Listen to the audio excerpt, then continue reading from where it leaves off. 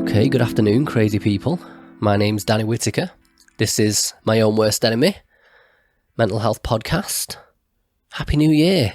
It's the, hang on, what are we on now? Oh God, 10th of January already. So, a little bit late on the Happy New Year's there. Bet most of you by now have already failed your New Year's resolutions. Not to be pessimistic, of course, just realistic. You know, if you haven't, great, keep going. You know, you've only got, 355 days to go, or the rest of your life. Well, you know, good luck with that. Anyway, as for me, as promised, one of my New Year's resolutions was to start publishing some episodes which were of a more practical nature. Things you can actually do, instead of just sitting there sort of filling your brain with abstract information, which is kind of what it's been so far. So today's topic is procrastination and how to overcome it. Now, your initial reaction to that might be kind of, hang on a minute, what's procrastination got to do with mental health issues? You know, I think a lot of people think of it as purely a productivity issue, kind of, you know, putting things off, not getting things done, and very, very kind of career orientated. And they'd be right to an extent, but think about it like this. So putting something off until tomorrow doesn't sound too big a deal until you realise that you only have a limited amount of tomorrows actually available, and that with every tomorrow that comes to bear, you have less and less tomorrows in reserve. Thing is, I don't think a lot of people actually do realise that, especially in this country, in America, like Western countries. I think people see their country's life expectancy figure as like this like manufacturer's guarantee provided by God or the NHS or whatever. But yeah, you ain't guaranteed nothing. You know, for all you know, your tomorrows are already down to single digits. I mean, you know, you only have to kind of read the news to see that, you know, people's lives get cut short all the time. And, you know, just like you, they probably didn't think it was going to happen to them either. So, you know, I mean, if the key to living a fulfilling life is to have spent it engaged in like the pursuits and activities that we kind of value the most, whether that's being studious or creative or entrepreneurial, whatever, then procrastination's like this cancer that sort of eats away at your only chance of looking back on your life and feeling at peace with how you spent your time here. So procrastination's a big deal. You know, you could argue it's the biggest deal of all, because overcoming procrastination is sort of like I suppose it's like the antidote to regret. Because, I mean, even if we don't succeed at everything we'd like to, with procrastination out of the way, at least we can say we tried, right? And I mean, you know, I don't think you can kind of ask for any more than that. But I mean, even on a smaller scale than that, think about it.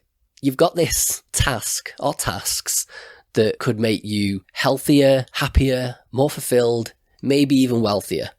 And your instinctive reaction is to go, yeah, maybe I'll look at a cat doing somersaults on YouTube instead. Or, even worse, here's a task that if you don't complete it by a specific deadline, something terrible could happen.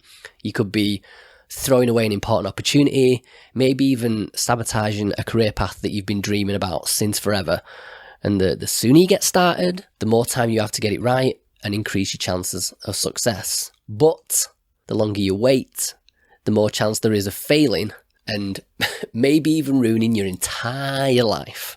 And again, your response to that is, yeah, I'll do it later. Now that is a mental health issue, if ever there was one. So, my guest today is Dr. Tim Pychyl. Tim is Associate Professor in the Department of Psychology at Carleton University in Ottawa, Canada. He's also the Director of the Centre for Initiatives in Education, and he has a cross-appointment to the School of Linguistics and Language Studies. He's the winner of numerous teaching awards, including the 3M National Teaching Fellowship and the University Medal for Distinguished Teaching. He's the author of the Don't Delay blog over at psychologytoday.com and the host of his own podcast, the I Procrastinate podcast. But the way I discovered him was after reading his book, Solving the Procrastination Puzzle, A Concise Guide to Strategies for Change. Now, if you haven't already noticed, you will come to notice that I'm always going on about books, always recommending books. Read this, read that, it'll change your life, yada, yada, yada.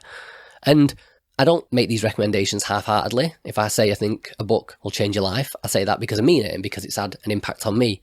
But if you only buy one book that I recommend, it needs to be this one. And let me tell you why. Firstly, it's nice and short. I think it's about, I haven't got it in front of me now. I think it's about like 110, 120 pages, something like that. And if you're struggling with something like anxiety or depression or whatever, you'll know concentration is a huge problem. So short books are a godsend. And this book, it can be read in an afternoon or maybe, a couple of days if you want to kind of break it up. And because it's nice and concise, it's a lot easier to remember the concepts that Tim actually talks about. But also don't be fooled by the page count. This book is like busting full of knowledge. There's no fluff, no filler. Every paragraph contains value. No point in highlighting this book. The whole book needs highlighting. But secondly, and more importantly, the reason I recommend this book above all others is because until you learn how to actually handle procrastination, all the other books in the world don't matter. All the other books you read, all the knowledge you gather is completely worthless if you're not actually going to apply what you learn, if you can't actually get started. And this is the book that's going to help you actually do that. So, in today's episode, we explore how procrastination relates directly to things like depression and anxiety. We discuss the emotional factors that initiate and drive procrastination, how procrastination can affect not only our mental, but our physical health and well-being, and increase our chances of things like coronary heart disease, believe it or not. We discover why we're terrible at forecasting our future moods, why you'll never feel like doing it tomorrow. We also talk about how to grease the wheels of productivity, how to boost your willpower, and even why Homer Simpson might have something very profound to teach us all about how we treat our future selves. You can follow Tim on Twitter. He's at Procrastinate, which is a bit tricky, so I'll spell that for you. That's at PROCRASTWITATE. Or you could always just search for Tim Pychyl on Twitter. That might be easier. You can visit his website, which is procrastination.ca. That's procrastination.ca. And there you'll find links to all his research, his I Procrastinate podcast, and his Don't Delay blog.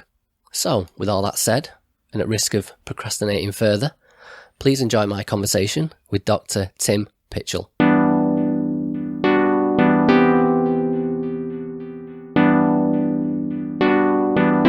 Okay, Tim Pychyl, welcome to the podcast. Thanks very much, Danny. I put my video on so we could say good morning. Oh, there we go. Perfect. But I'm going to probably shut it off again because I live out in the country. I just came in from taking care of my horses, and my bandwidth, it's just a beautiful morning here. We've got about a foot of snow on the ground, and it's magical this morning. And I was just moving manure and taking care of the horses. And oh, wow. So I feel very fresh. Stuck out in the boring suburbs near Manchester in the UK, and it's just very like a concrete jungle. Not really. Where is it? Where is it you be based? Well, I'm outside of the city of Ottawa. So right. Ottawa's Canada's capital. Eastern Ontario, it's called. But then I live 50 kilometers from the university.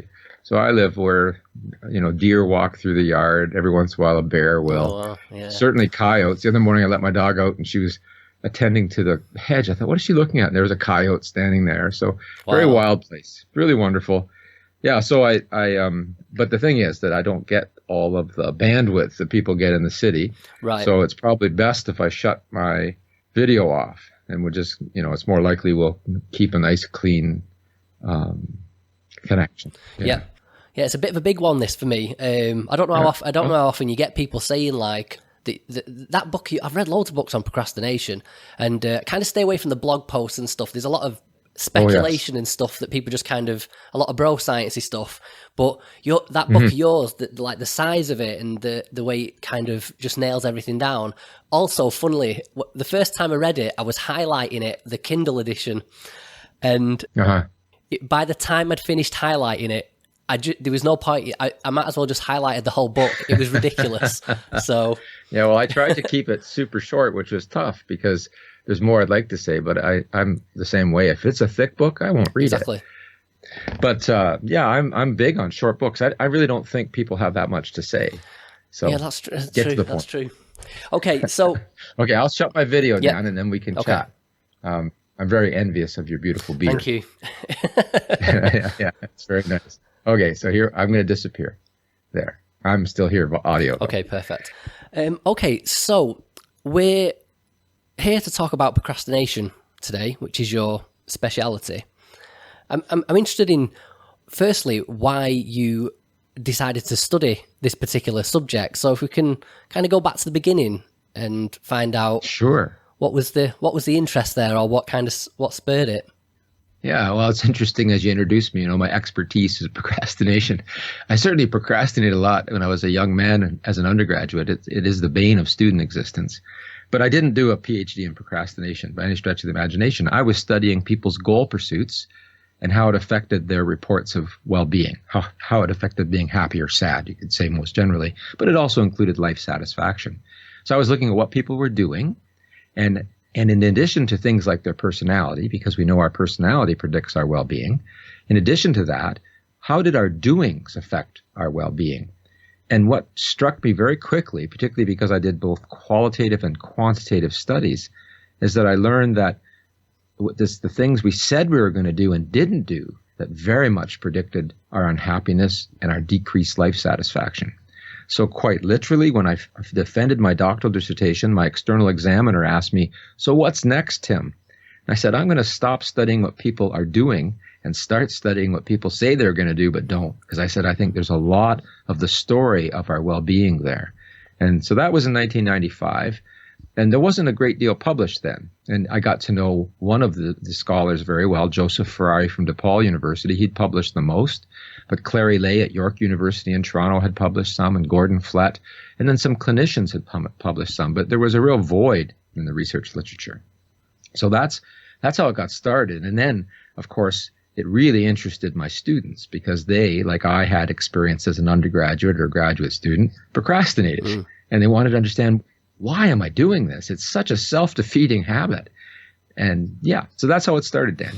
Okay, so before we start digging into the details a bit more, I just actually want to take a step back, because in preparing for this interview, I've been trying to kind of pull together some material about the relationship between procrastination and various mental health issues, specifically things like depression and anxiety, the more common mental health issues.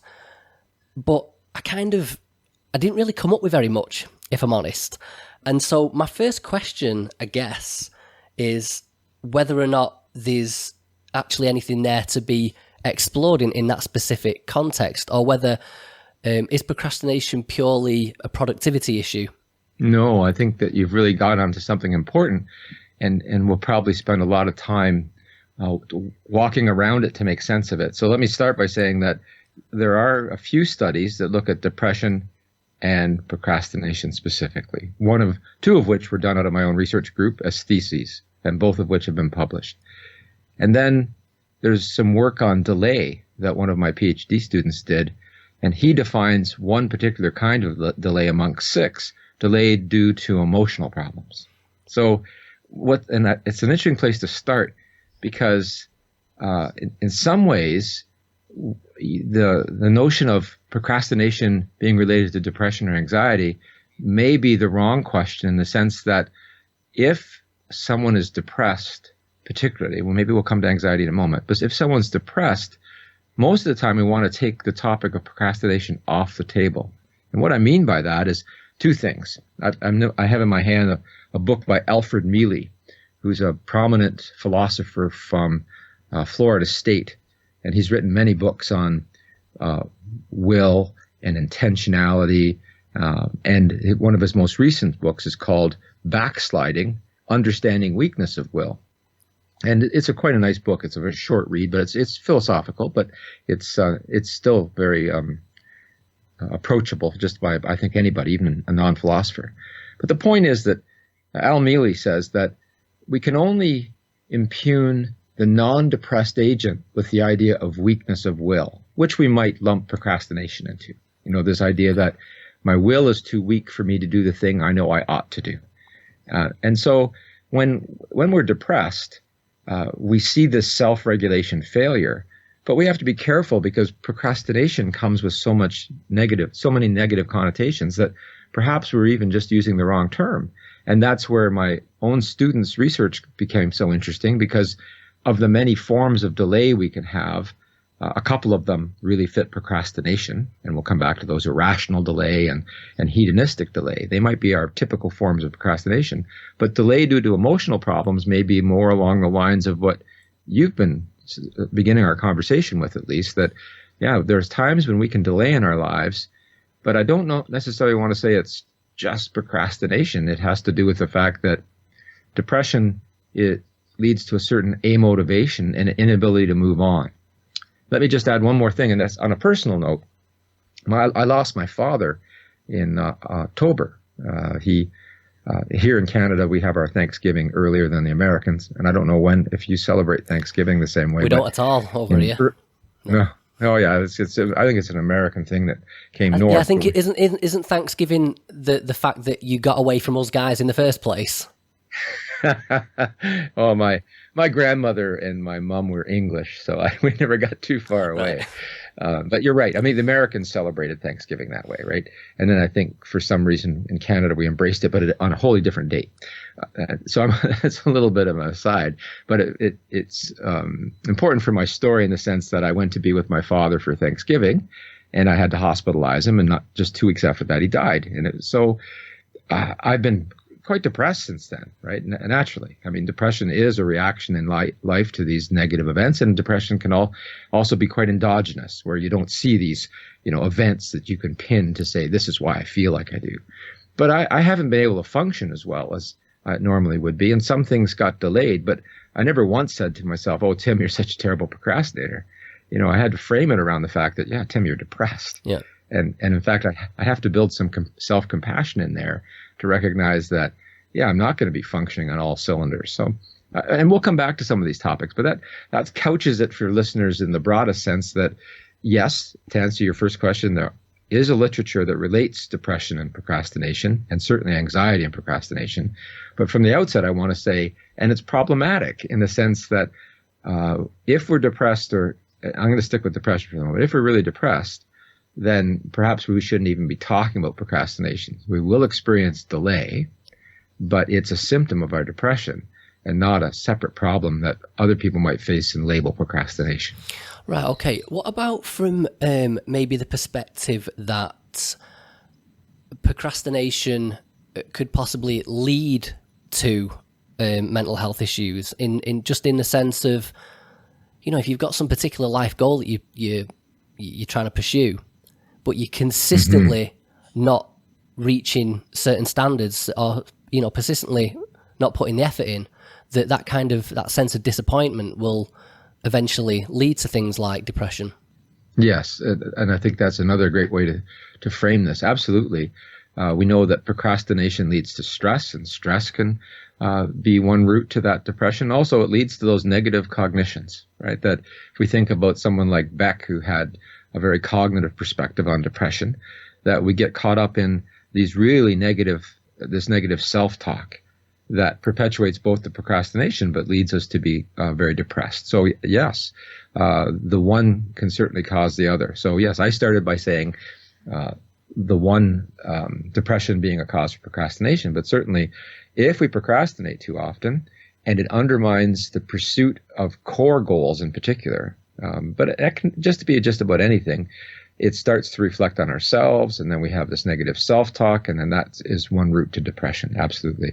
And that's very problematic. And on top of that, I want to add, Danny, that especially for listeners who are new to thinking about procrastination, it's not a time management issue. It's really an emotion regulation issue, in the sense that procrastination is trying to feel good now. And there's a certain odd thing to that in the sense of your last question, because, gee, if procrastination is supposed to make you feel good now, why would you ever get depressed?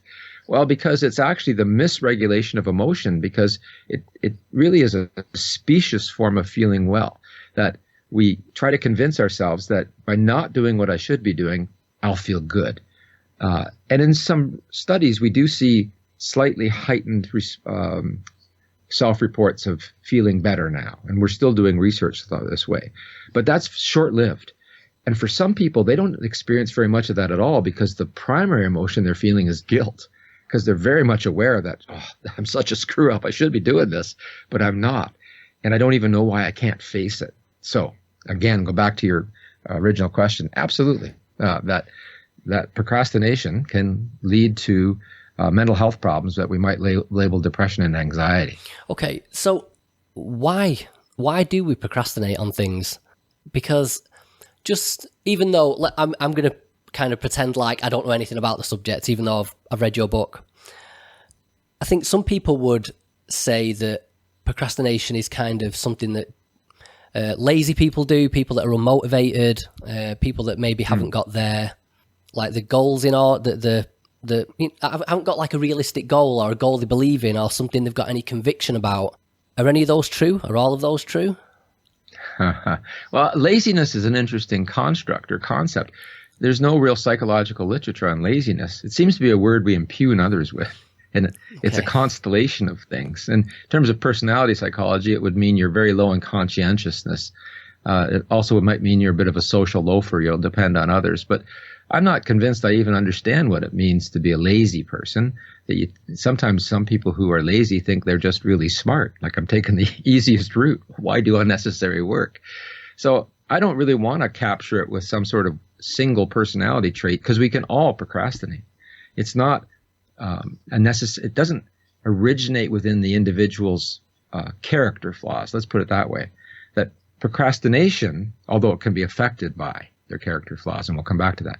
But procrastination is that I'm facing a task I don't feel like doing for some reason, particularly because it evokes negative emotions. And there are so many different negative emotions like boredom, frustration, anxiety, fear, resentment. And so any of those emotions, I go, I don't like these emotions. And there's such a hedonistic prerogative in all of us. We want to feel good now. So I'm facing this task and these negative emotions, and I know how to get rid of them. Avoid the task. I'll do it tomorrow. And so that's why we procrastinate. Now, let's lay on top of that personality. Let's say I'm not very conscientious, and that's a major personality trait that is 50% heritable, like all our major personality traits. And it basically means, how dutiful am I? How organized? How disciplined? So you can see why it's related to procrastination. So imagine I'm really low on conscientiousness. And let's also imagine that I'm really impulsive. Like I'm always flipping from one thing to the next without thinking too much. And on top of all that, I was raised in a family where I've internalized really high expectations. They're not my expectations, but I got these little voices in my head that say, you can do that better. And so you put all those three together in particular, and there can be others, but just imagine those three and you kind of got a perfect storm. I'm facing a task that makes me want to vomit, right? I'd rather poke my eyes out with a fork than do this. And I'm also thinking, and I can't do it well enough because I've got these internalized expectations that are just unrealistic. And I'm very impulsive, so I just rather get out of here now. And I'm not very dutiful anyhow. So personality does predict more procrastination, but you and I can all procrastinate just because we want to feel good. And that's so important for anybody that's listening to catch on to. It's not that I can't manage my time. It's that I can't keep the seat of my pants where they belong because I'm trying to manage my emotions in the wrong way. So do you know whether there's any kind of correlation between personality types that tend to procrastinate and that maybe also tend to result in having depression, anxiety, things like that? Yeah, in fact, one of the studies we did showed that procrastination is definitely related to trait procrastination. That means people who tend to procrastinate, self-report tending to procrastinate, also report being more prone to depression. And we find even the major personality trait of low emotional stability, sometimes called neuroticism. Now, I don't mean neurotic the way we use it on TV shows and stuff. Oh, you're so neurotic. This is a term we used in personality that just means you're low in emotional stability, and it means you're prone to anxiety. You can be very self-conscious. You can be prone to depressive thoughts. And that is related to procrastination as well. So yeah, we do see the two related, but they seem to be both related through the lack of self-regulatory ability, and most importantly, through things like rumination, like these negative thoughts, right? That, in fact, there's a colleague of mine. She began her graduate studies with us here at Carleton University, but now she's in Sheffield. She's over there with you. Her name is Fuchsia Sirwa. And Fuchsia's doing some remarkable research. And one of her studies she published in 2015 was about the relation between procrastination and coronary heart disease and hypertension. And I thought, get out. Like, how is this working, Fuchsia? And in fact, what she demonstrated is it seems to be working through self-blame and behavioral disengagement. So this notion of, self-blame is a lot of those negative ruminative thoughts. Oh, I'm such a screw up, and I'm an awful person, and that's where you get into the same kind of things that get us into depression, are the kind of mechanisms we're seeing linking procrastination to heart disease, for goodness sakes. Wow. Okay, so I know when people are going to be listening to this and thinking, right, okay, I know what procrastination is, but what do I do about it? Now, this is covered very briefly, very concisely, but very densely in your book. And I'd like to run through some of these concepts, particularly in chapter 4, this idea of why we won't feel like it tomorrow. Good. Yes, that one for me was, I think that's the chapter that changed my approach to confronting and dealing with my own mental health issues. But we'll get to that. The first one I'd like to start with is kind of fleshing out something you were talking about before, this idea of giving in to feel good. If we could kind of flesh that idea out, and in a way that people can maybe recognize it in themselves, and possibly even give it like a concrete example. So maybe pick a task that people tend to procrastinate on, and then kind of demonstrate why they'd give in to feel good in that particular instance. Sure. What's interesting there, Danny, is that the topic about I'll feel more like it tomorrow is very much tied to this giving in to feel good, because you have to do both, because the moment you say you're not going to do what you intended to do, and you made that intention because all things considered, you thought this is what I should be doing, like whether it be as something as mundane as I should do my dishes now, or as big as I got to get back to my thesis work or this report that's due for work. It all has to do with then convincing yourself that you will feel more like it tomorrow, or you work better under pressure.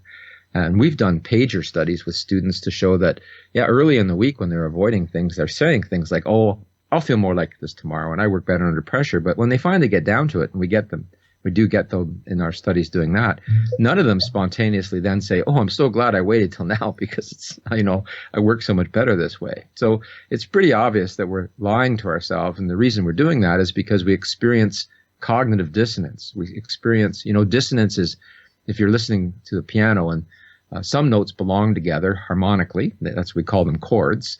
And some notes don't, and they're dissonant, so they don't belong together. And when we have dissonant thoughts, they're thoughts that don't belong together, like I should work on my assignment or I should do the dishes, and I'm not. Like the behavior and the thought are just like dissonant. And that creates tension in us, and we have to do something with that. Sometimes we do something with it called self-medication, like I have a drink and try to forget, or whatever my favorite medication might be. Or we try to lose ourselves in our technology. That's a rather new one, too, although television's been around for a while. So that's kind of one of those things now, getting back to your question about giving in to feel good. So let's take something like academic for the moment, because I study mainly academic procrastination simply because I have students surrounding me. And so they're facing some thesis work or studying for exams, as going on right now. And of course, it evokes these negative emotions, and sometimes straight fear, like, oh, I'm going to fail. Like, I'm just so afraid of this. I don't think I'm competent. And then they don't want to experience those emotions. Like I said earlier, we have a hedonic priority. We want to feel good now. Like that's just simply something that's human. Evolutionarily speaking, it's probably the fact that our ancestors, a bird in the hand was worth two in the bush, like eat now or not eat at all. So we have this brain that wants to be happy now. And so we think, it's not even that we think, because it's quite a non-conscious process. Let's get away from this. And we use avoidance to feel good now.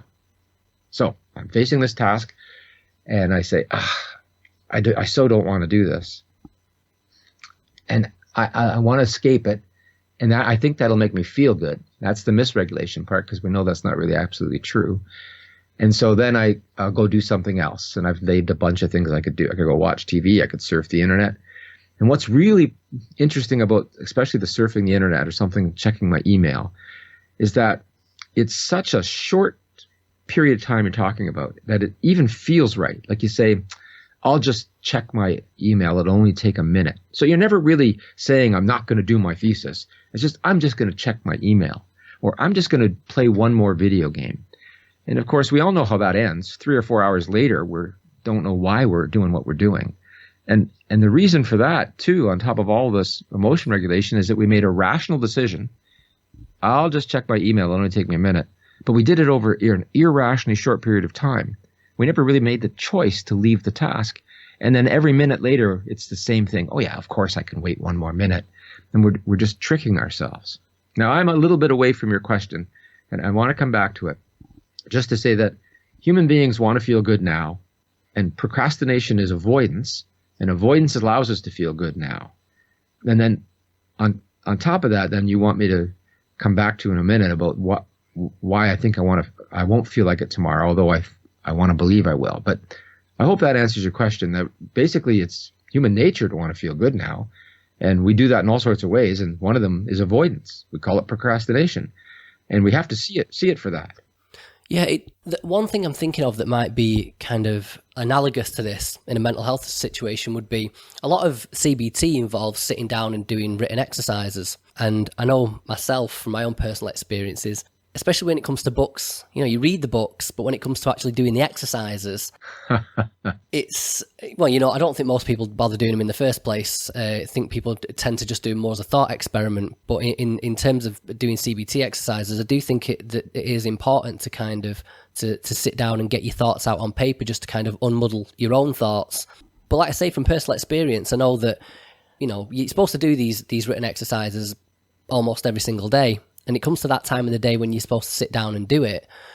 And the strange thing about it is, in this particular context, is it's not just sitting down to write a thesis, or maybe it's something that's kind of middle of the road as far as how it's like emotionally charged. It can be trivial. It can be very trivial. Yeah, that's probably a better word. So something trivial. Whereas when it comes to you're trying to get rid of a panic disorder or depression, you go into that exercise with a sense of kind of desperation. I really want to get rid of this, but yet you'll still procrastinate when it comes to doing the things like the written exercises. And I'm just wondering if you've got any kind of speculation on what that would be. Whether it is that fear of maybe facing up to some of your own inner demons, or why would that be? Like even in a state of desperation, you'll still go, I'll do it later. Well, part of it's habit, because I'm going to take the trivial example, and I'm going to come back to your question. Just this morning, we have a small room that's just for television in our house, and my children spend some time there. And I went in there this morning, and it was a mess. And I've always told them, when you shut the TV off, tuck the cushions in the couch and pick things up and leave it like you found it. And it's such a simple thing. It takes seconds. Or picking your socks up off the floor, you name it. Like and it's not just my children. It can be lots of people. And I don't get it personally, because now, as much as I used to procrastinate, I don't anymore, because I don't have this self-deception tool. Yeah. And it takes seconds. So I'm going to tell you a little story, or your listeners a little story, and I'm going to come back to your other question. But my son, when he was about 6, I thought, it's about time you started making your bed, Alex. And I said, Alex, I want you to, it's time to make your bed. He said, I don't want to. I don't feel like it. And I said, Alex, I didn't ask you what you want to do or what you feel like doing. It's time to make your bed. Now, we were at a standoff at that point, right? And I've been with children a long time as an educator, and I knew that. And so I laughed to myself, because what I said to him is, I said, hey, Alex, how'd you like to earn $1? And he said, you're going to pay me $1 to make my bed? I said, no. I said, I'll give you $1 if you can count to 10 before I can make your bed. He's thinking, this is great. You're going to make my bed. I'm going to get $1. And so I said, do you have to count 1001, 1002? So we practiced for a few seconds while he did that. And then I said, okay, let's go. Now he has a single bed has a sheet on it and a duvet and a pillow. Single bed. So it took me 6 seconds to make it. And he looks up when he gets to 6, and I said, he said, so I don't get my dollar, do I? And I said, no, but what did you learn? He said, it takes you 6 seconds to make my bed. I said, exactly. I said, but you were willing to argue with me that, you didn't feel like it. And the reason I come to that story is that as adults, we have that 6-year-old alive and well in us. We can look at tasks that are as trivial as making our bed, and all of a sudden it's like overwhelming. Like, oh, I have to make my bed. And there's a craziness to this that we all recognize that really even drags us down further, because we think, what the heck is wrong with me? That I can't muster the whatever, I don't even know what word to put there, because I don't want to be pejorative to myself or to anyone else, but we just think, what's wrong with me that I can't do this? So here's another story I want to lay in there. Back in the 70s, when I was an undergraduate, I studied a fair bit of Zen Buddhism, and I love Zen Buddhist stories. And one of them was about the novice who's seeking enlightenment. And he goes to the master and he says, I've been doing my prayers and doing my exercises. What do I need to do to become enlightened? And the master says, have you finished eating your rice? And he says, yes. He said, then wash your bowl. And that to me is such a profoundly important story, and it always has been, right? But since the 70s, is that's sometimes what life is. Like, I get up every morning and I'm kind of Mr. Mom around my house. My wife has a very busy job in the federal government that doesn't give her a lot of flexibility. So when I get up in the morning, I'm the guy that puts the dishes away from the night before that have been drying and does whatever has to be done. And not for a moment do I get up with joy in my heart thinking, oh, I can't wait to put the dishes away, right? And so it's like we have to face this over and over again as human beings, that did I finish my rice? Then I'm just going to wash my bowl. I'm not going to make more of it than that. And that gets us closer to answering the other question about, how do we get past this, But I really want to use those two stories because they're both very memorable. On the one hand, to say we all have a 6-year-old inside of us running the ship, and I don't feel like it is not a reason not to act. And for some strange reason, we've grown up thinking I have to be in the right mood. And I was guilty of that too, right? And I think, when am I in the mood for most things? Seriously. Like if I waited till I was in the mood to do things, I'd be waiting a long time. And then the other part of it is this really deep notion of enlightenment, to realize that really life is this matter of the right action. Like, did you finish eating? Then you wash. Did you do this? Then you do that. And don't make any more of it than that. That this monkey mind that we have, this really busy mind, we can take that full circle back to the beginning of our conversation about rumination. If those of us who are prone to rumination even have busier minds, and that is a trap, because all of us have what the Buddhists call monkey mind, all these thoughts and feelings, and we take them so seriously and we get lost in them, and that is the problem right there. Yeah, for me, I'd say that was the single biggest revelation for me in your book, was this idea that you don't have to feel like doing something in order to do it. And especially when you're kind of in the depths of depression or kind of riddled with anxiety, and you have to do things like, the way out of it is to be proactive in the world, and to, yes. Especially, things like diet and exercise are really important, and trying things like meditation. And as long as you let yourself off the hook with saying, oh, I don't really feel like it. And especially, let's say in a mental health context, if you wait to feel like it to do these things, I mean, it's hard enough when you're not struggling with any kind of mental health issues. But if you are waiting to feel like it, you're going to be waiting a long time. Yes. And so I really, really, really want to dig into this, because, and I really want people that are listening to kind of take note of this, because it's really important. Especially I can imagine people sitting at home now saying, well, I've got depression, and when I'm depressed, it's debilitating, and it obviously wasn't that bad for you, and you don't know what it's like. Trust me, I know what it's like. Trust me, I know what it's like. Mm-hmm. But the other thing in the same chapter was when you mentioned this idea that mood tends to follow action, not the other way around. We have to have those little wins. Yes. Yeah, so again, if you could kind of just expand on that a little bit, because again, for me, that's a huge concept to consider. Yeah, I'll expand on that, but then we have to go back to this why I think I won't feel more like it tomorrow. But I absolutely agree with you. I do think a lot of listeners would say, well, that's fine for you. You obviously don't know how I feel. And, you and I don't know exactly how that other human being feels, but we've shared a lot of those pain and that suffering. That's why I told you at the outset, like, I'm quite depressed this term. And in fact, I had to put one foot in front of the other. The last 2 days, I've been having free-floating feeling like I wanted to cry all day, right? Couldn't identify where it was coming from except to just be patient and say, well, your dad did just die. And it's probably just that, even though non-consciously I couldn't pin it to I'm missing him or anything. But putting one foot in front of the other is absolutely essential because it's the only way out of it, because the other is a very downward spiral. And what we know from research is that even a little bit of progress on our goals fuels our well-being. And that's what we're all looking for. And then we get the upward spiral because we all know what the downward spiral feels like. But, you said something earlier about, so CBT has these exercises, and then why won't I even do just the exercises? And I got into these other stories. But what's interesting about why I won't do the exercises is that as much as I feel desperation for change, I don't always believe enough in myself that it's going to work, right? That sometimes I don't do them because I have a deep sense of lack of competence. Like I don't have the self-efficacy. So someone tells me do this, I'm thinking, no, I can do it, but it won't work. And so as soon as I feel that, then I'm less likely to try, because we've already even seen in our own research, for example, that fear of failure is related to procrastination. But in some studies, it doesn't always seem to pan out. Well, one of our recent studies showed that it depends on whether you have a sense of competence or not. People who have fear of failure but have a sense of competence, they don't procrastinate. It's the people who have fear of failure and then also don't feel competent who procrastinate. So that internal feeling of efficacy is important. And then you think, well, exactly. Now, how do I bootstrap that? Well, that goes full circle to, well, one step at a time. You have to have the little wins to realize, oh, I just did that. What a great feeling that is to say, I'm still on task. Oh, yeah, I've still got a long way to go, but I just did something as opposed to I didn't do anything.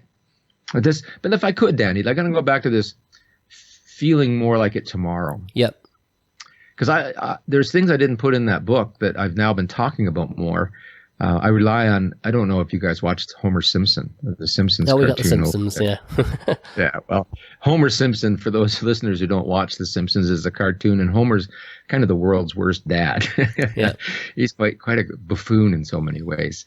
And his wife, Marjorie, looks at Homer and says, Homie, someday these kids are going to be grown up, and you're going to miss not spending more time with them. And Homer says, yeah, that's a problem for future Homer. Man, I don't envy that guy. And I just love Homer for saying that because he nails it, right? There's part of us that knows that we're just screwing over future self, right? Like we think future self some sort of superhero, but actually we don't. What it is, and this is so fascinating about the human brain, is that we process information about future self physiologically in a similar way to the way we process information about a stranger. So although it's the self, it's I do it today or I do it tomorrow, the self tomorrow we treat and think about more like a stranger. And we're willing to do lots of terrible things to strangers. We see that all the time in the world. Wow, yeah. And then some of our most recent studies that have been done and were done long after I published that book shows that if we can start developing some empathy for future self, do a bit of time travel, put ourselves into future self's shoes, we go, holy mackerel, Homer gets it. Why can't I? Man, I don't envy that guy. So empathy for future self for some of us is a very powerful route. Now, there's no panacea. I think that every one of us has to have all of these tools in our toolkit. But I wanted to put that on the table to say that, future self we think about future self like a stranger. And unless we bring future self closer, we kind of want to believe that, well, I'll feel more like it tomorrow. You're not going to feel more like it tomorrow. But I'm going to lay another piece of that puzzle on here for your listeners. There's a guy named Dan Gilbert at Harvard University, and he's done some interesting research about predicting how we're going to feel in the future. He calls it affective forecasting. So how there's weather forecasting. We all want to know what the weather's going to be tomorrow. He does affective forecasting. Affect is just a word for emotion. How are you going to feel tomorrow? Well, what he's learned is that we rely on the present to predict the future. And if you don't believe him or me, think about the last time you went grocery shopping when you had just finished a big meal versus the last time you went grocery shopping when you were hungry. The week ahead is still the week ahead. But if you're like me, you go grocery shopping when you're hungry. You almost got two carts going, and one cart's just full of bags of chips and sweets and stuff. Like we kind of believe because we feel hungry now, we're going to feel hungry all week. And ironically, the opposite is true when we've just eaten. Oh, we don't need that. We don't need this. And in an important way, human beings are predictably irrational. We rely on the present to predict the future. Now, here's the twist. When we put things off, so you're facing this dreaded task, and it can be cleaning up my room, it could be working on my thesis, it could be anything. It could be doing the CBT assignments. Oh, I'll do them later. That moment you say that, emotionally, at the very least, you feel some relief. I don't have to do it, right? Yeah. And so you feel relief. And some people actually feel good. Yeah, you've let yourself off the hook. You have. And so then now when I say, how do you think you're going to feel about it tomorrow? And that's happening non-consciously anyhow. You think, oh, I'm going to feel like it tomorrow. Isn't it terrible the way our own human brains, our processing sets us up for this failure? Because when we procrastinate, we get that surge of good feeling. And so then if we think, how am I going to feel about doing this tomorrow? I'm going to feel good. Why? Because I feel good right now.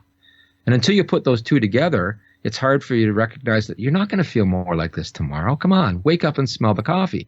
And in fact, in Dan Gilbert's research, he's shown that drug addicts, and I'm talking about addicts now, these are people who use every day, after they've ingested their drug of choice, are likely to say, I don't really need this, And that's how predictably irrational we are. And I think it's important for listeners and all of us struggling with understanding, why do I keep putting stuff off when it comes back to bite me so hard? It's partly the way we think. We think about future self like a stranger, and because we feel good right now, we think we're going to feel good later. We don't stop and think, no, I'm going to feel horrible tomorrow because not only is it not done, but I'm going to have time pressure on top of me. And I'm going to feel like such a screw up. Like that's the interesting part too. And that's the part that really starts to lead to depression, where you think, oh, look at me. I'm paying thousands of dollars to go to university and I'm not even reading. Like what a screw up I am.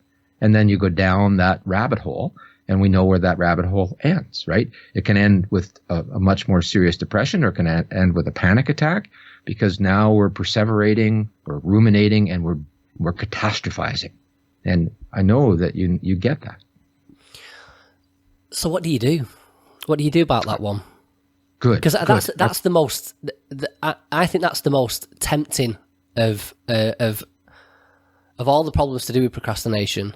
That one of going, oh yeah, I'll do it tomorrow. And like you say, in that moment, I do this myself. It's like, oh, I'm not really in the mood today. But you picture yourself doing it tomorrow very vividly. Tomorrow, I'm proper going to get stuck into it. No more messing about. It's definitely going to be tomorrow. And it feels so real. And like you say, you get that little dopamine hit, that little reward for putting it off. So what do we do about that? Because surely when tomorrow comes and we're not in the mood again, and we're going to put it off till the next day, how do we interrupt that pattern? Well, there's so many tools we have to bring to the forefront, and it depends a little bit on us. So if we're really impulsive, we have to make a pre-commitment to ourselves, first and foremost, that I won't make a decision like that for 10 minutes. Like I just won't. Because, yeah, you can decide not to do this, but you got to wait 10 minutes. So I got to stay put for 10 minutes. But for me, more than that, it's that I have to recognize I'm never going to feel like it. Like when you and I finish this today, I have to write a letter of reference for somebody, and I hate writing letters of reference, yet I'm doing it all the time. But I really dislike doing it. And then you know what I have to do after that? I have to do 168 essay exam. I have to grade them. Like, talk about not wanting to do something. But this is part of my job.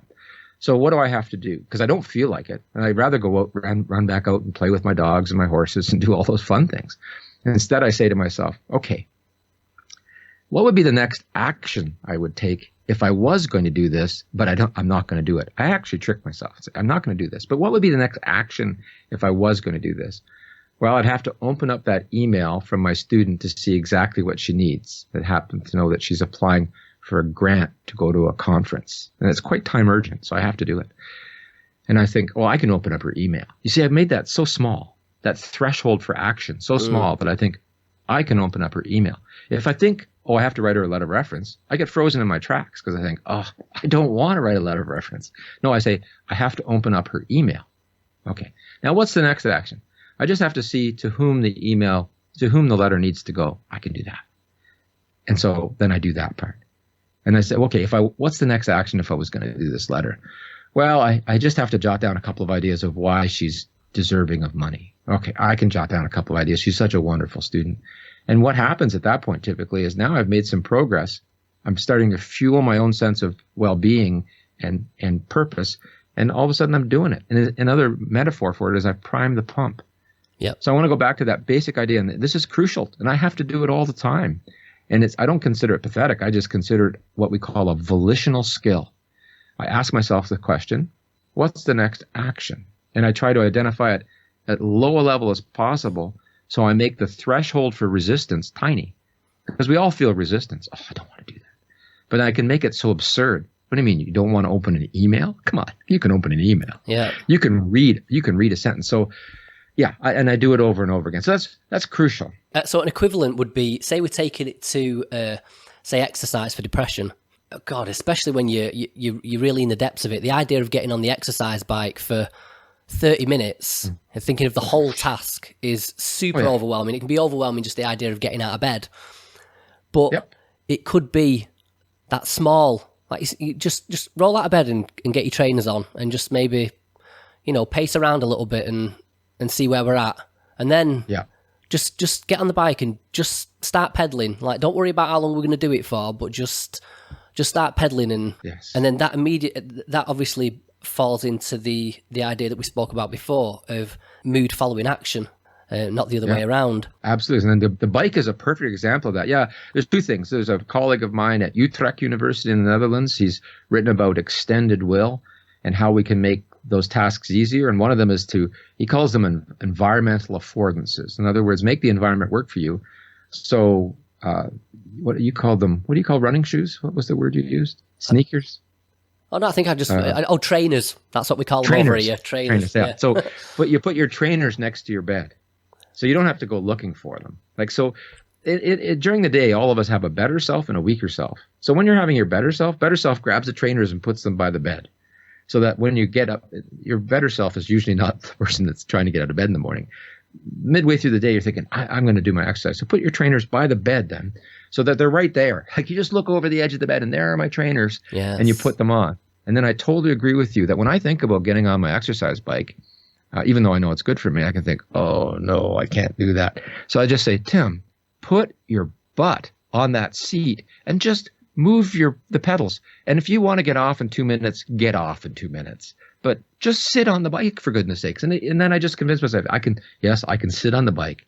Now, what's so predictably irrational about human beings, and we've all faced this, we do that, we manage to get our legs spinning. 10 minutes later, we think we could do the Tour de France, right? Mm-hmm. We're insane. Like, we are so irrational that way. 1 minute I can't get on the bike. The next minute I think I'm an athlete. Yeah. Right.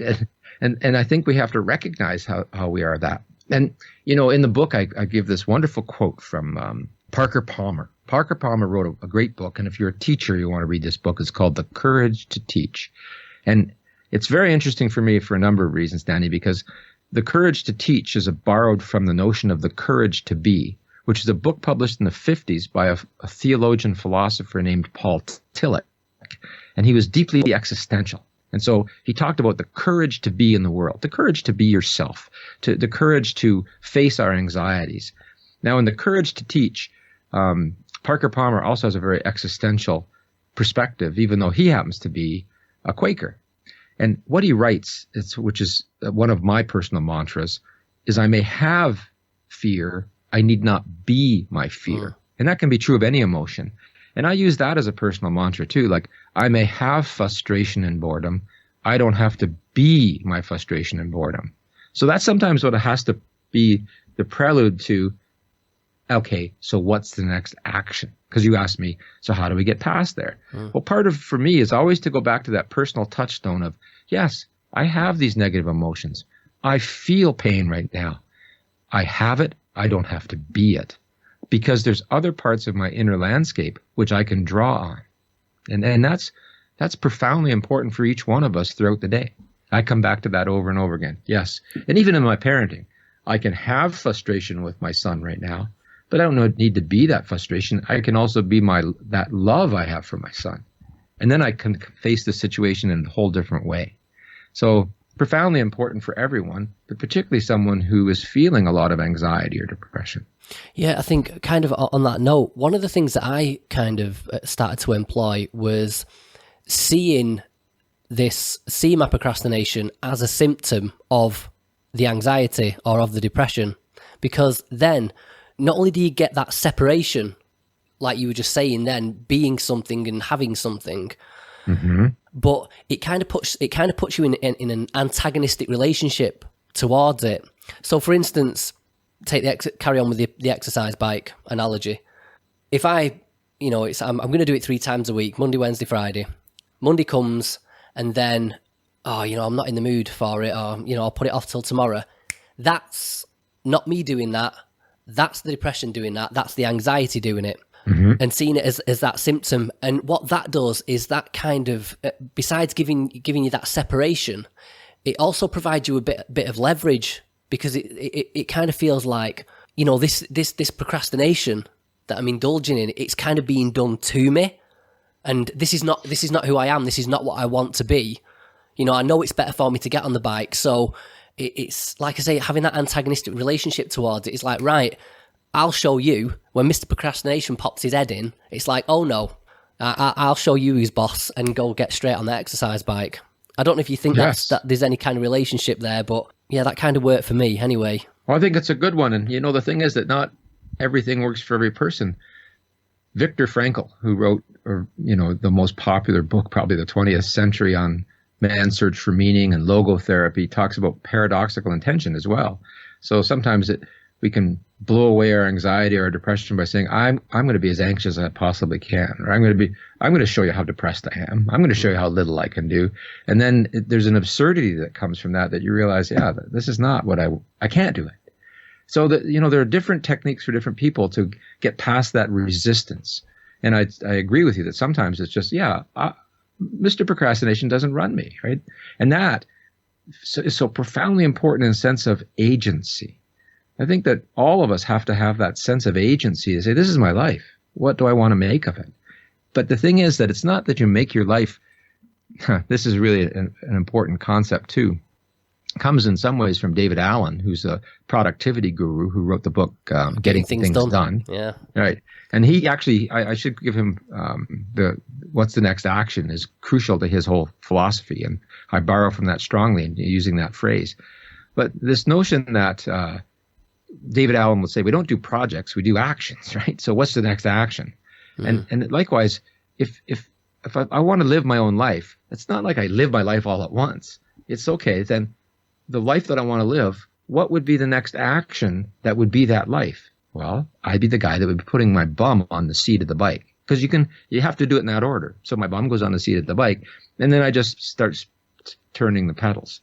Like I don't have to try to do the whole workout. And because when you do that, it's overwhelming. Yeah, absolutely. I get it. And I share that optimism with you. What do you think about the idea of just plain old willpower and self-discipline? I'd say, in a quote unquote normal context that might apply.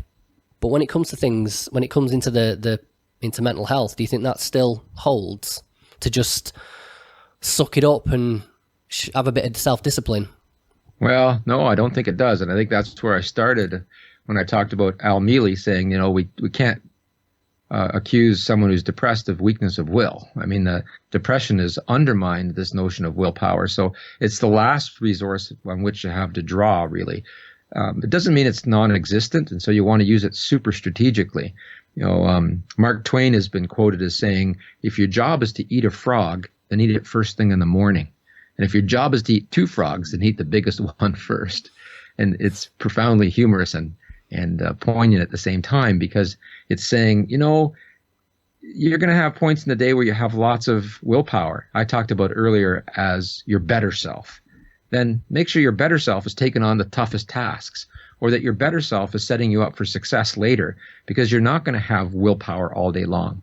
In fact, if we look at the research of Roy Baumeister and his colleagues and his students, we know willpower is quite a limited resource, and even more so for those of us who might be depressed or anxious. Yeah. So then you really have to use it strategically.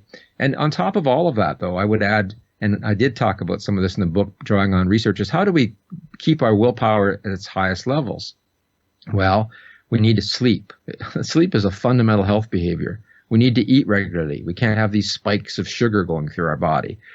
We have to have some self-compassion. We have to be kind to ourselves. So if we're always busy beating ourselves up with self-blame and catastrophizing, of course, we're undermining this as well, because we're creating stress. But there's so many simple health behaviors that boosts our potential to have this willpower that we could use then strategically. But I wouldn't, if it all depended on our willpower, I think we'd be in big trouble. I think that we can, because the willpower goes back to almost this feeling like I want to, or I have to be in the mood.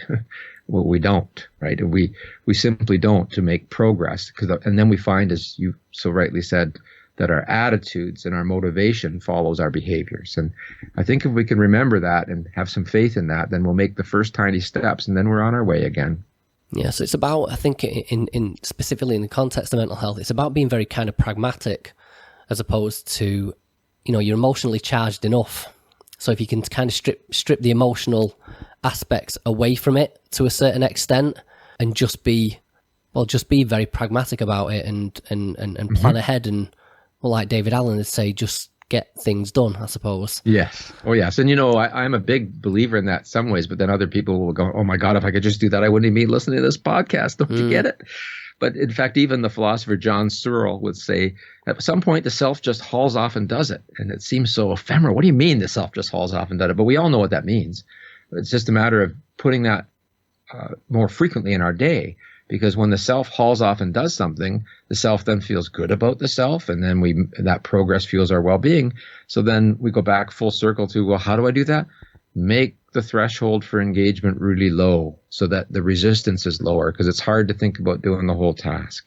But the last chapter of that book, and also something that I would say to anyone, is that I was surprised at a study that we did. I did this with Michael Wall at Carleton University. Michael's a very prolific researcher, and we had a graduate student in common at that time, and he said, we should do a study on procrastination and forgiveness. I said, oh, Michael, it'll be forgive and forget. If I forgive myself for procrastinating, I'm going to procrastinate more. And he said, I wouldn't be so sure. Well, if he wasn't right, I couldn't believe it. And then I said, Michael, how do I make sense of this? So let me tell you about the results. We studied students, because they're our captive audience, of course, but they are a good metaphor in some ways for this whole process, that we had students who wrote an exam, their first exam, and they all did poorly because of procrastination. But some of them who did poorly because of procrastination forgave themselves, and some didn't. So I thought it would be, and the ones who forgave themselves would procrastinate more. It was just the opposite. And I said, Michael, why is that? And he said, well, imagine that you and Danny had offended each other some way, like I didn't show up for the interview as I promised today. What would be the motivation between you and Danny? Oh, it would be avoidance. Trust me, I wouldn't want to deal with Danny because he'd be mad at me. Sure, the transgression then between the other creates a motivation of avoidance. What would happen if Danny forgave you? He understood that, your dad had died and you're kind of not doing so well and you just screwed up. Well, then the motivation would be approach again. Exactly. He said, now with procrastination, the transgression is against the self. You've screwed up. And if you don't forgive yourself, the motivation is going to be avoidance. But the moment you offer yourself some self-compassion and you forgive yourself, because to err is human, then you're willing to try again. And I think all of us, particularly those of us who suffer from depression or anxiety, have to recognize, not every day is a perfect day. I'm going to screw up. And I have to offer myself some forgiveness, and because that bootstraps the thing. Otherwise, I'm going to want to avoid it again, because it's a whole part of myself I want to avoid. So I think that's really important. Yeah, really important, because you get up the next day and go, oh, I'm such a screw up. I did nothing yesterday. Yep, you did nothing.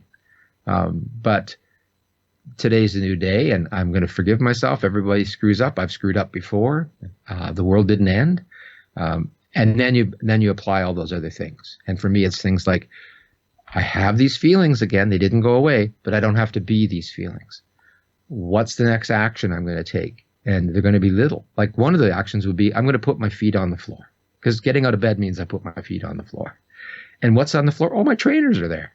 Yeah. Right? So, and see how they all build. And you have to have a whole toolbox, because we are so good at self-deception. We are so good at trying to get away from the things we know we ought to be doing. And why we do that, again, it comes down to, well, because nobody really wants to work, right? Yeah. So it's a catch-22, but we all know that life takes work. And as children, I spend a lot of time helping my children see that. Yeah. Oh, definitely. And I mean, I just speak from experience that recovery is definitely not just a linear process. It's all over the place, like a roller coaster. But that's super important. Just being willing to, dust, like I say, it's an old cliche, but just dust yourself off and try again, and forgive yourself, and just kind of keep going. Yeah, and then again, though, some people say, well, if I forgive myself, I wouldn't be so darn depressed. Yeah, I get that. But that's that whole lack of confidence that you can change. And you're telling listeners, and I'm telling listeners, but we can change. Like, you have to have that, just a modicum of belief that you can change.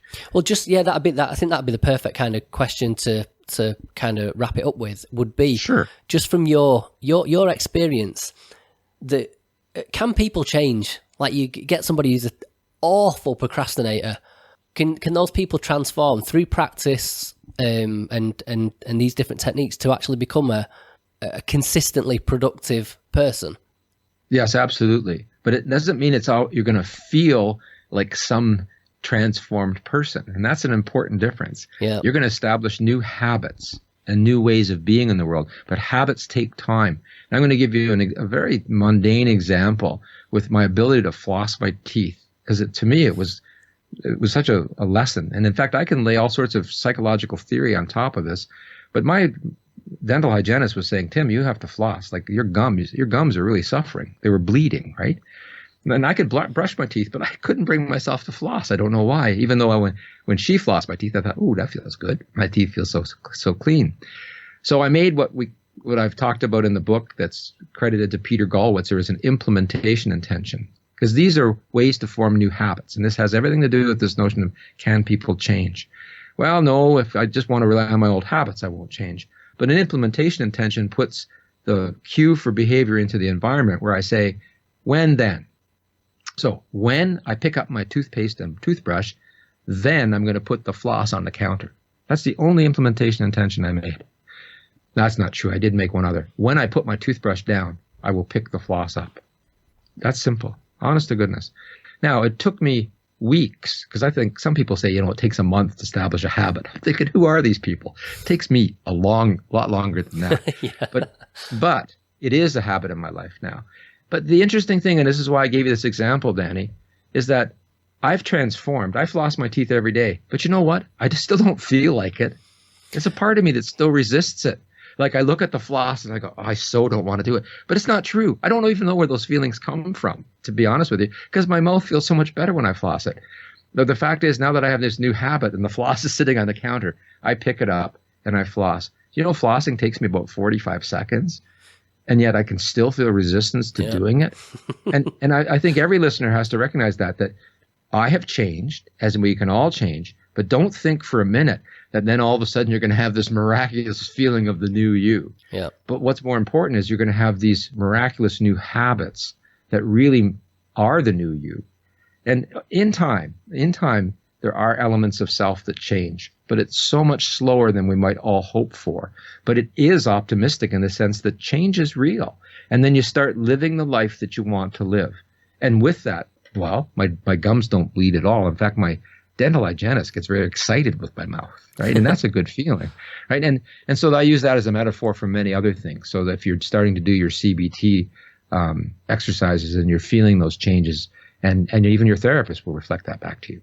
Right. So I'm a guy that's known on campus now. I work on the 15th floor of one building and the 8th floor of another, and I only take the stairs. People go, oh, that's so amazing. I said, no, there's nothing amazing about it.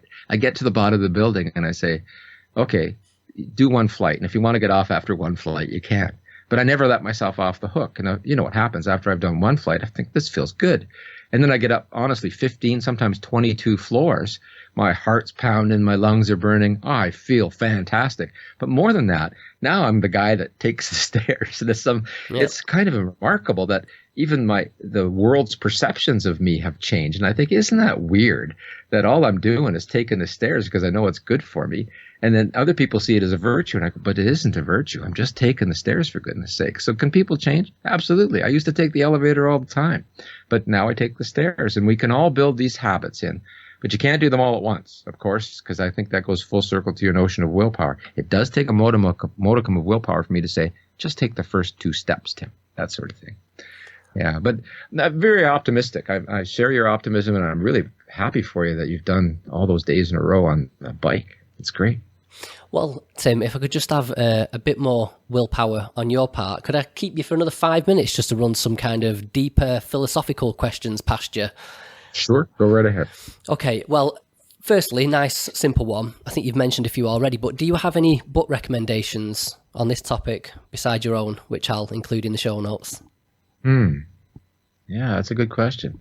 Depends what your background is. Like, I just finished looking at a book with some colleagues called The Slow Professor. It's a brand new book about teaching that has a lot to do with the slow movement, about how to eat more slowly and savor more. And it might seem like an odd recommendation, but the second chapter in that book is about pedagogy and pleasure. And it has everything to do with the notion of agency and really enjoying one's life. Because when we have feelings of well-being, it does so many good things for us, and in the case of professors, for students. So for those who are listening who are teachers, I really recommend this, and especially the second chapter of that book. And I've also already mentioned The Courage to Teach. We've talked about David Allen's Getting Things Done. Very structural, but powerful in terms of that. I'm a bit leery of so many of the motivational books. Yeah, me too. Because honestly, some people just make it up. It's a terrible thing, and I think that's true, unfortunately, of many speakers I've gone to hear. I think, well, where's the truth value in this? Like, is there any research to support what you're saying? And so, and none of us hold all the truth. I have some studies that seem to point me in one direction, but it doesn't mean it's always penultimate. There could be other things we discover. Other book recommendations. Well, I happen to like Alfred Mealy's work, but he's a philosopher, right? And you got to really want to get into the notion of intentionality and willpower and the philosophy behind it. And as you know, Danny, from what I said in my own book, and there's a book by John Perry from Stanford University called The Art of Procrastination, which is interesting because he basically says, I'm a terrible procrastinator, but I'm a person who's known for getting things done. And his thesis around this is this notion of structured procrastination. And in a nutshell, basically, he learned to harness avoidance to get other things done. So he tricks himself and he puts something at the top of his list that seems urgent and important, but really isn't either. But he doesn't want to do it. And he uses all the energy that he's using to avoid that to get other things done on his list. Right. Now, that's great for people who stay on their list. But as I always say to John, there are people who aren't anywhere near their list anymore, John, and they're just binge watching Netflix or playing video games. So yeah, that's right. Or Snapchat or Instagram. I mean, the social media is the bane. But that's an interesting book as well. And what made me think of it in terms of connotations was this notion that I say it in my book, and John says it in his own book. The reading of books is endless. And one of the things that you complimented me on early was how short I kept my own book. Because you could read and read and read and read and read. And I think bibliotherapy is important. But with procrastination in particular, there's a slippery slope where I spend more time reading about it than doing. Yeah, totally. And when it comes down to it, it goes back to that story I talked about enlightenment. How do I attain enlightenment? Have you finished your rice? Then wash your bowl. And I hang on to the story to realize, okay, what is that in my life right now? So quite seriously, when I say goodbye to you, I finished my podcast. So I'm going to go write that letter for my student. And in some ways, it's an implementation intention. That's the modern psychology behind it. In other ways, it's a deep Buddhist philosophy, right? Of Zen, of wisdom, of what it means to be alive in the world, right? The right action. Yeah. If you could take the reins of power at the Department of Health for a day to kind of implement a policy, force something through that would improve the mental well-being of the general public, what would you push through? You saved the hardest questions for last, wouldn't you? Well, I would, my colleague Fuchsia Sirwa, who's really a health psychologist at Sheffield, she looks at the costs of procrastination on our health. And we know that our health is undermined by procrastination through the direct effects of stress and the indirect effects of both fewer wellness behaviors like exercise and diet and sleep, and more treatment delay. So I would put a big focus on helping people learn about what procrastination is, about emotion regulation, and how we're using avoidance to try to feel good now, and how that misregulation costs us, how that it's really a false claim, because it underlies also things like overeating and gambling and spending money we don't have. They're very similar things, So my focus would be on having people tackle the behavioral aspects of health. Yeah. Perfect. What keeps you up at night? Nothing. I sleep really well. Oh, perfect. Yeah. That's the first time I've put that question to anybody, and I was wondering whether it was going to be a little deep or a little personal, but that's a nice one to kind of ease me in. Nothing. Sounds great as well, if I'm honest. I give it 100% during my day. Like I'm proud to say I'm living the life that I've always wanted to live. I'm 61 now, and my life's been a journey. Like if we had another hour, I could tell you how I fumbled through life, and I stood next to my dad's body after he died and cried, and my sister was standing there, and I said, this man never gave up on me when I'd given up on myself. And I've had my own twists and turns. This was not a young man who wanted to be a professor. I did so many other things, and I was a lousy student at times, and I got lost and I got confused, and I've gone through a divorce myself in my life and felt like a failure in those things. And so, we build our lives, and it's a journey. And now at 61, I am feeling like I'm agentic, and that sure, there's many things I don't do, but I feel that I've put together the life that I feel comfortable in and I'm proud of. And so when I've given it my best all day, I go to sleep quite well. And so not much keeps me up at night, because I think, all things considered, I'm doing my best, right? I don't. What used to keep me up at night was procrastination, to be honest with you, because it was these things that were left undone. And because I don't have that nagging feeling, I sleep quite well. And I think there's an important message in there for anybody who's listening. Oh, that's a great answer. What's the best piece of life advice that anybody's ever given you? My father gave me quite a few, and when I did his eulogy or contributed to that just this past October, I shared some of those, and one of them was I was having a bad day, as we always do, and as many of us will, and I think we all do. And my father said, Tim, some days you're going to get up and look in the mirror and think you made all the wrong choices in life. And, he gave me permission then to realize that it's normal to have what we sometimes call bad hair days, but are much worse than that. And that I'll get past it. That there are days when I think everything looks black, but it's not going to be. And so that was really important advice. And my father had many of these. He was a very wise man. And he also said that all things are relative. And he taught me perspective. And that means with other human beings, but also means just perspective on your own stuff, right? That there's days when we can walk around our house and think it feels like a prison. And other days we think it's our nest. And we have to recognize that it's just our perspective. Yeah. And I think it's important for any of us who suffer from anxiety or depression to recognize that, we have more of those days than other people. That's just part and parcel of the emotional lives we live. But to recognize that, all things are relative, and relative to the perspective you're taking at the moment. So my dad gave me a lot of those things. Yeah. Yeah, I think there's a lot of value in getting that advice from people that are older and wiser, especially when it's reassuring advice, because it's saying, look, I've been there and I know what you're going through, but look where I am. I made it. So kind of you can too. It's huge. Yes, but at the same time, what's interesting about my dad is I remember I was going through my divorce quite a few years ago now, and he said to me, "Gee, I'm glad I'm not you." I often laugh with him about that. But what he did, though, is also to say, this is your life, son. Like, Like, these are your choices. You're the agent here. And he was being honest in his own funny way that I'm glad I'm not in your shoes right now, because you're walking down a tough road.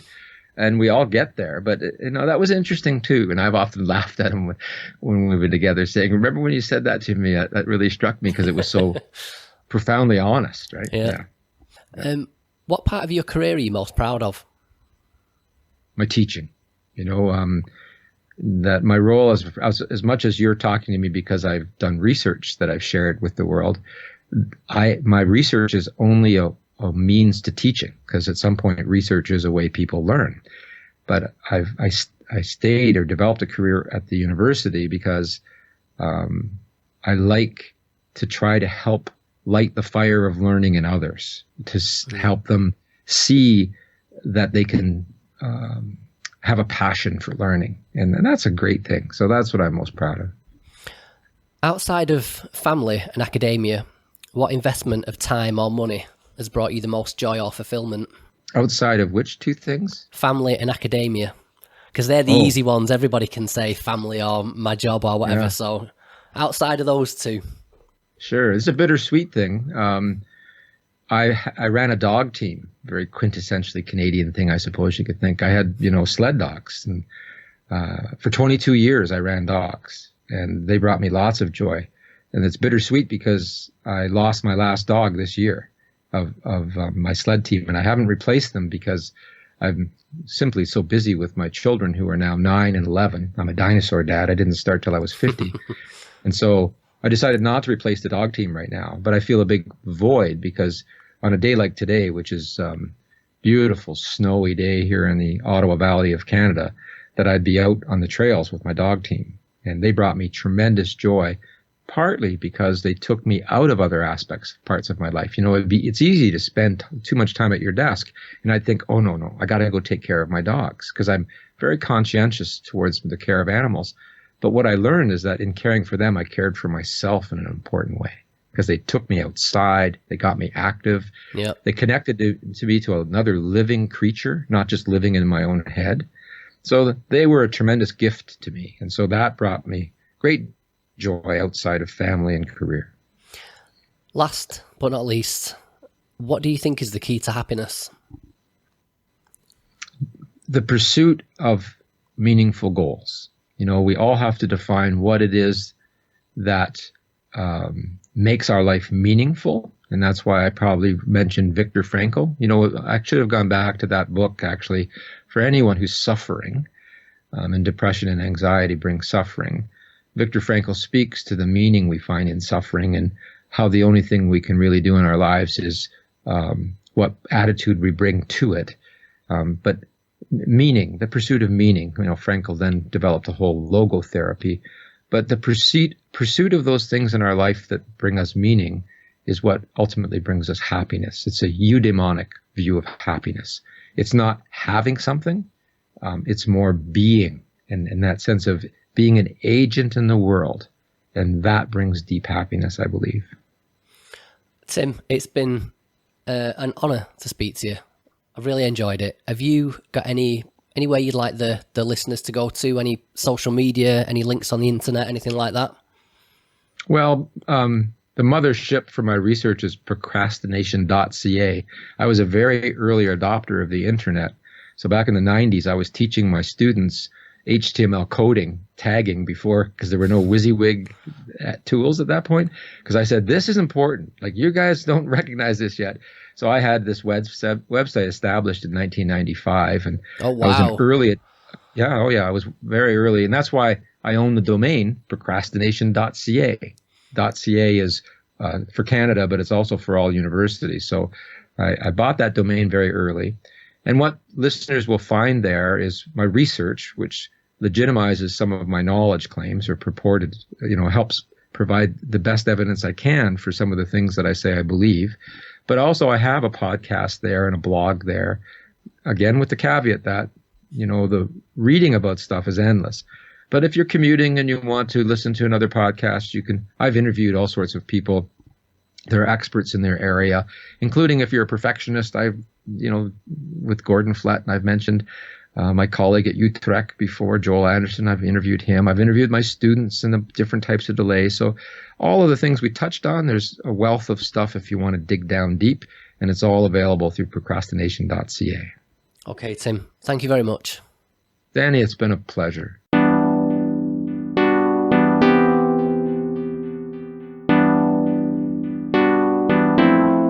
As always, if you'd like to comment on this episode, you can do so at myownworstenemy.org/podcast. That's also where you'll find all the show notes and links to any relevant information. If you'd like to contact me, I'm Danny D. Whitaker with 2 T's on all the various social medias. If you'd like to send me an email, you can do so at danny@myownworstenemy.org. If you'd like to support this podcast, you can do so by sharing links to your favourite episodes with your friends on Facebook and Twitter. And also, you can subscribe via iTunes, YouTube, SoundCloud, Stitcher, and TuneIn Radio. Just search for My Own Worst Enemy. So, as always, until we meet again, behave yourselves, but not too much, and I'll see you again next time.